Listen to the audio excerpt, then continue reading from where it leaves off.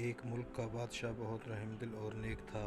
وہ رعایا کے حق میں بہت اچھا تھا، چنانچہ تمام رعایا اس سے محبت کرتی تھی اور اسے خوب دعائیں دیتی تھی۔ اسی ملک کے ایک دور دراز گاؤں میں ایک کسان رہتا تھا جس کی یہ خواہش تھی کہ وہ اپنے نیک دل بادشاہ کی زیارت کو جائے اور اس کی خدمت میں کوئی تحفہ پیش کرے۔ اس نے اپنی بیوی سے کہا کہ میں بادشاہ سے ملنے کے لیے جانا چاہتا ہوں اور میری خواہش ہے کہ میں اسے کوئی تحفہ بھی دوں۔ تم مجھے مشورہ دو کہ میں بادشاہ کے حضور کیا تحفہ لے کر جاؤں۔ بیوی نے کچھ دیر سوچا اور کہا کہ بادشاہ کے پاس تو ہر چیز ہوگی، ہم اسے کیا تحفہ دے سکتے ہیں۔ ہاں، ہمارے گھر کے پاس بہنے والے چشمے کا پانی بہت میٹھا اور ٹھنڈا ہے اور مجھے یقین ہے کہ ایسا پانی پورے ملک میں کہیں بھی نہیں ہوگا، حتیٰ کہ بادشاہ کے پاس بھی نہیں ہوگا۔ میرا مشورہ ہے کہ تم بادشاہ کے لیے یہ پانی لے جاؤ۔ کسان کو یہ تجویز بہت پسند آئی اور اس نے اپنے چشمے سے پانی کے 2 گھڑے بھرے اور اپنے گدھے پر لاد کر بادشاہ سے ملاقات کے لیے روانہ ہو گیا۔ کئی ہفتوں کے سفر کے بعد کسان بادشاہ کے محل تک پہنچ گیا اور اس سے ملاقات کی اجازت چاہی۔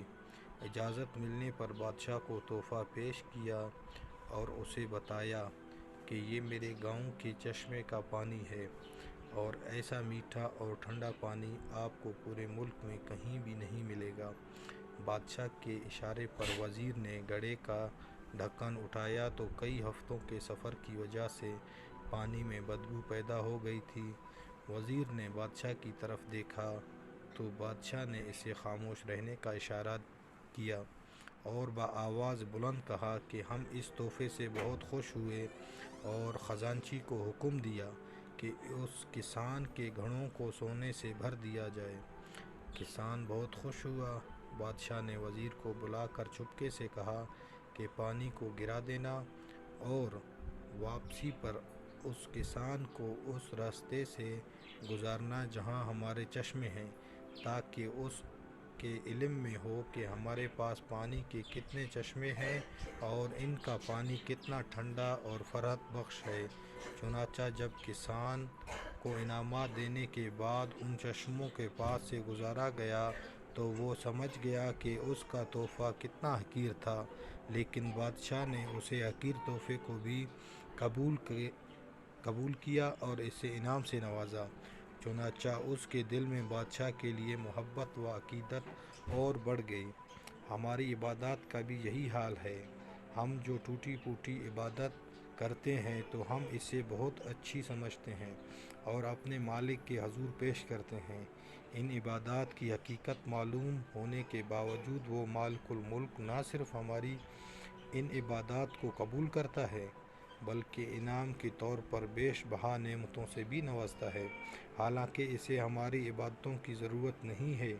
خالق کائنات کی عبادت کے لیے تو اس کے لاکھوں کروڑوں فرشتے ہی کافی ہیں۔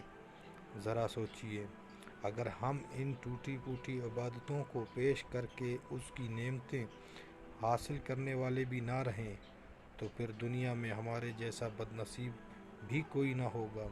کس قدر دلچسپ اور انوکھی بات یہ ہے کہ عطا کرنے والی وہ ذات اقدس تو ہر وقت دینے کے لیے تیار ہے، لیکن ہمارے پاس ہی لینے کے لیے وقت نہیں ہے کہ ہمیں اس بات کی سمجھ آ جائے، ورنہ جب مرنے کے بعد سمجھ آئے گی تو بہت دیر ہو چکی ہوگی۔ ہمیں ابھی سے سوچنا ہوگا۔